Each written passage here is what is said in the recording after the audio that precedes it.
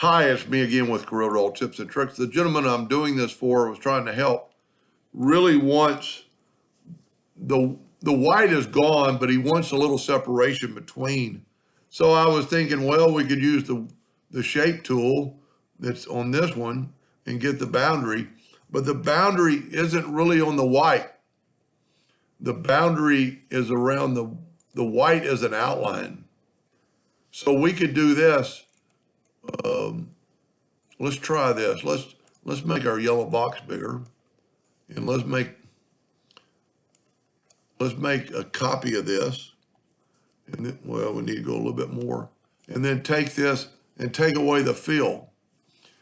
See, the white is an outline. So what we could do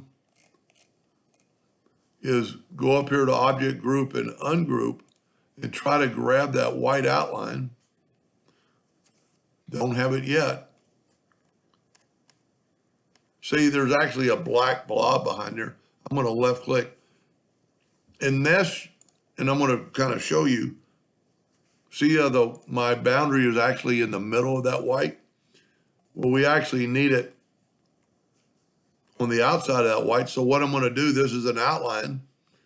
So I'm going to go to Object, convert the outline to an object. And now if I use the shape tool boundary, see how I put it to the outside? Now we can go up here. I'm really going to, let me move this back up and tell you what, that's why I made a copy. Let's just delete that car. And I'm not going to bother to remove the white background. Well, I do need to, so we can kind of see what's going on. Let's go ahead and ungroup it. Maybe I'll just delete the outline by left-clicking the mouse. So that, just imagine that the white is black or not there. Now what we do with this bigger part, and I'm going to move this ATX out of the way for just a second, because I don't want to bother it. I'm going to grab both those and go trim again. Now I can move away from this and take our car and just imagine it's, so now there should be a little bit of separation between the car, and I really need to remove that white so you can just kind of tell. So let me just remove, and if you're bored by watching, just stop watching. Well, it's already ungrouped. So let's just delete some of the white. And what that's doing is, when you see the yellow, it means it's transparent. I shouldn't have a problem this time on the headlights because we removed the outline. I'm just using the pick tool. And this is going to really, hopefully, show off. And you could change that separation differently.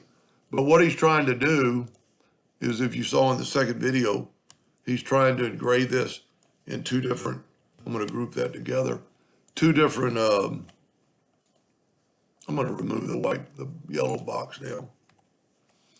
So you've got some separation from the car. I agree, that is going to look better, especially if you run the car at a different power. And change it to a lighter gray, one or the other one. That might look good right there. Make your background a light gray, and then if I was going to do that, I would do the car first, and then like in the second video, and then do this. What I like running about when you run it really fast and, like 100 power, but maybe like at 80 or 70 speed, you're going to get a light engraving. And then if you don't like it, you can always re-engrave it. So that's going to look pretty cool. And that's why you nudge, because you can always put stuff right back. That might be the key right there to do that. Anyway, I hope that helped him a little bit. Thank you for watching.